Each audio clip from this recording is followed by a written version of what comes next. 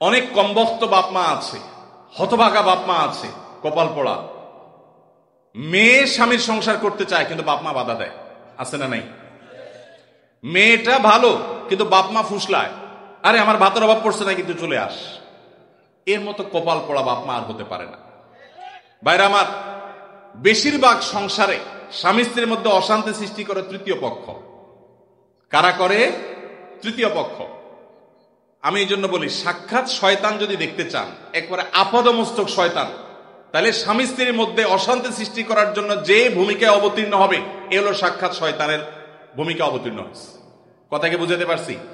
শয়তান সবচেয়ে খুশি হয় কোন কাজে জানা আছে আপনাদের? কোন কাজে সবচেয়ে বেশি শয়তান খুশি হয়? কোন সংসার ভেঙে দিলে, স্বামী স্ত্রীর মধ্যে বিচ্ছেদ হলে। আপনারা হাদিস শুনছেন, প্রসিদ্ধ হাদিস, শয়তান তার সিংহাসন পানির উপরে স্থাপন করে এবং শয়তান তার চেলাদেরকে ছেড়ে দেয়। চেলারা সারাদিন আকাম কুকাম করে, সারাদিন অপকর্মের পরে ফিরে এসে তাদের দলনেতাকে বলে, আমি একজনকে খুন করিয়েছি, একজনকে দিয়ে, আরেকজনকে দিয়ে একটা মিথ্যা বলিয়েছি, আরেকজনকে দিয়ে মাদকাসক্ত করিয়েছি, আরেকজনকে দিয়ে অমুক জেনা করিয়েছি। তখন শয়তান বলে, হ্যাঁ অবশ্যই কিছু না কিছু করেছ। কিন্তু যখন কোন শয়তান এসে বলে একজন স্বামী স্ত্রীর মধ্যে বিচ্ছেদ ঘটায় দিছি, তখন শয়তান বলে তুমি সবচেয়ে বড় কাজ করছো। সে সবচেয়ে বড় খুশি হয়। যে সমস্ত পুরুষেরা মহিলাদেরকে অথবা পুরুষদেরকে উস্কায়, দেখবেন যে অনেক মহিলাকে যায় অনেকে বলে, ভাবি আপনার মতো মানুষের সাথে ভাই রাগ করে কেমনে? মানে আপনার মতো এত ভালো, এত ভদ্র, এত রূপবতী মানুষটার সাথে রাগ করে যে কেমনে? এত পাষাণ সে কিভাবে হয়? বুঝবেন যে এই লোক হলো সাক্ষাৎ ইবলিস। আবার একই কথা ওই পুরুষ লোকটাকে যদি বলে যে ভাই আপনি তো রাজপুত্র, মাশাআল্লাহ, আপনার কপালে রাজরানী আসলেও কম হবে ভাই, তাহলে তার উস্কায় দিচ্ছে। তার মানে সে মনে মনে চিন্তা করবে, তাহলে আমার বউ এটা আমার জন্য আসলে মানায় না, আমি তাহলে এত বেশি যোগ্য পুরুষ। তাহলে তার স্বামীর সাথে, তার স্ত্রীর সাথে তার দূরত্ব বাড়বে কি বাড়বে না? তাহলে এই যে পামপট্টিটা দিল, এই পামপট্টি দেওয়া লোকটা হলো সাক্ষাৎ ইবলিসের ভূমিকা অবতীর্ণ হয়েছে।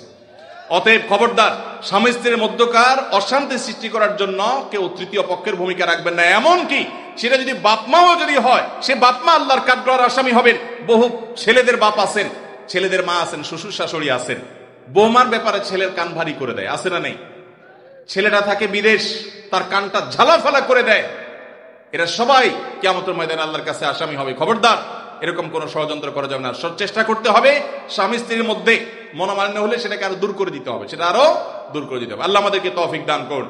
মসজিদের ইমাম সাহেবরা যারা আছেন, ফ্যামিলি কাউন্সিলিং করবেন। এলাকাতে কোথায় স্বামী স্ত্রীর সাথে মনোমালিন্য চলছে, তাদের মধ্যে সালিসি করবেন, তৃতীয় পক্ষ হয়ে মিলাবার চেষ্টা করবেন, ভাঙার চেষ্টা করবেন না। আল্লাহ আমাদেরকে তৌফিক দান করুন। যে মা বাপ তার মেয়েকে ফুসলাচ্ছে স্বামী সংসার না করার জন্য, যৌক্তিক শরঈ কোনো কারণ ছাড়া যদি এটা করেন, তারা কবিরা গুনাহে লিপ্ত হোক। তারা মা বাপ সন্তানকে তারা আল্লাহর নির্দেশ থেকে বাহিরে তারা নিতে চাচ্ছে। ফ্যামিলি ব্যবস্থাপনা এবং দাম্পত্য জীবনের সুখ শান্তি ইসলামে খুবই গুরুত্বপূর্ণ বিষয়। আল্লাহ তাআলা আমাদেরকে বোঝার তৌফিক দান করুন। ভাইরা আমার, আলহামদুলিল্লাহ, দীর্ঘ সময় পর্যন্ত আপনারা অনেক কথা শুনেছেন। আর অনেক প্রশ্ন আমার কাছে ছিল। এই প্রশ্নের উত্তর ইনশাআল্লাহ বিদিল্লাহ আমরা অন্য কোথাও, বগুড়াতে পরশুদিন আমাদের প্রোগ্রাম আছে ইনশাআল্লাহ, সেখানে আমরা সর্বশেষ এবছরের প্রোগ্রাম ইনশাআল্লাহ, সেখানে আমরা উত্তর দেওয়ার চেষ্টা করব। আমরা যে সমস্ত কথা শুনলাম, জানলাম, বুঝলাম, আল্লাহ আমাদের সবাই